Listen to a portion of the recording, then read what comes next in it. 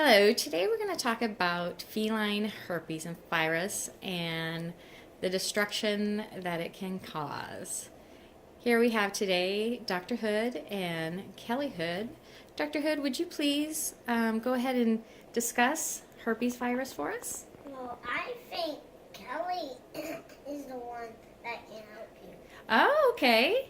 Assistant Kelly. Thank you, Dr. Hood.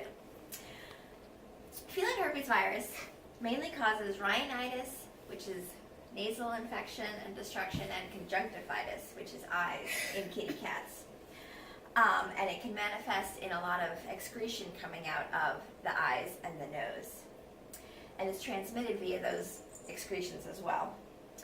The immune status of kitty cats that get it is usually a little bit lower. So it's usually younger animals, especially if they're in a stressful situation, like in a shelter, which there are millions of animals that go through the shelter every year. So feline herpes is actually pretty common. There's about 90% or so of cats that are seropositive for herpes, but that doesn't mean that they all actually show signs of being sick from herpes.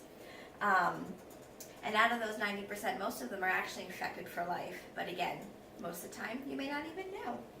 But we can kind of help alleviate the signs. But what that herpes virus does is it can cause bony remodeling of the nasal turbinates, those really nice, small little manifestations inside your nose that help trap all the pollutants and irritants, bless you, Dr. Hood, into your He has airways. herpes. No, Dr. Hood does not have herpes, I can attest to that. So due to the destruction of the nasal turbinates inside the nasal passages of these kitty cats, it's very common for them to get secondary bacterial infections that we need to address. So to show us an example, this is a picture, a radiograph of a kitty cat nose. And thank you, Dr. Hood. And you can see in this radiograph, this is normal. And there's all those really fine little turbinates inside there. Oh. But then in this radiograph over here, there's this big dark spot. This shows lytic changes where the virus has caused destruction of those turbinates. So now there's no safety net, if you will. So all kind of pollutants, irritants can get in there and cause a lot of that discharge and discomfort that these kitty cats may have. So as I mentioned, there are certain things we do for management. This is Emmett, the star of the video, and he has been suffering, he is 3 years old.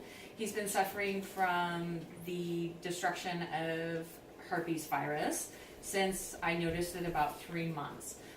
He does have chronic rhinitis, and so he does get daily treatments, many of them, so he is very used to this.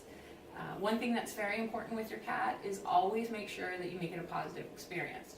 What you're going to do is start it off, I like to call it sandwich it. You're going to sandwich it with a positive action, and then go ahead and do your treatment, and then end it with another positive reaction, or positive, you know what I'm trying to say. Interaction. So, interaction, thank you. So here I'm going to give Emmett a treat. And then next he's going to go ahead and get his famciclovir, which is a very big pill. Good boy. And what you want to do is just gently, you don't want to stress them out, you just gently lift the head, open the mouth, tuck, and he's done. And now, again, I just want to hurry and give him another treat, making sure that that pill went down, and he's rewarded, doesn't even know that he actually got a pill.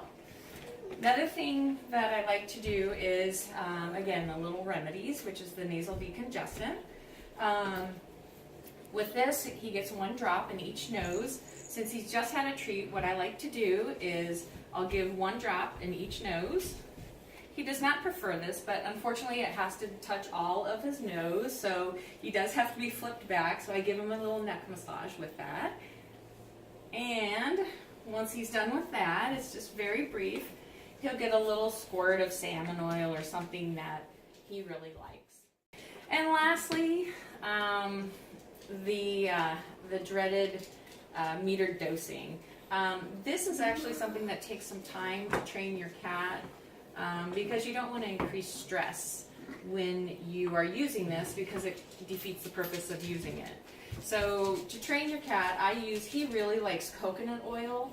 And so what I do is I take the coconut oil when I train him and I just place the coconut oil on the actual device, and he gets used to the fact that it's going to be near his face and that he's not afraid of it. So anytime he gets a treat of coconut oil, it's placed on here. Yeah, I don't know what else to say. So when he does get his treatment, he gets 2 puffs. He has to breathe in for 7 to 8 breaths total.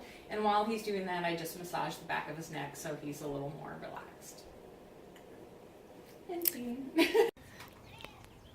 So thank you for watching and enjoying our video. Because again, when you adopt a cat with herpes, you're truly adopting herpes. Bye!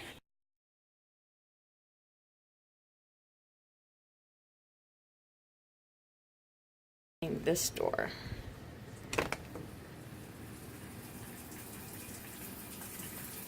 Emmett, you getting your steam bath? Hi, buddy. Emmett. Aw, we'll leave you alone, okay? Bye, buddy. Okay, go ahead. The virus lives in the nerves, so. Sorry. Perfect. You're fine. Nervous. You're fine. We're not even like, yeah. Okay. So the virus lives in the nerves, and of managing and maintaining a healthy life for your feline herpes cat is to reduce stress. I'm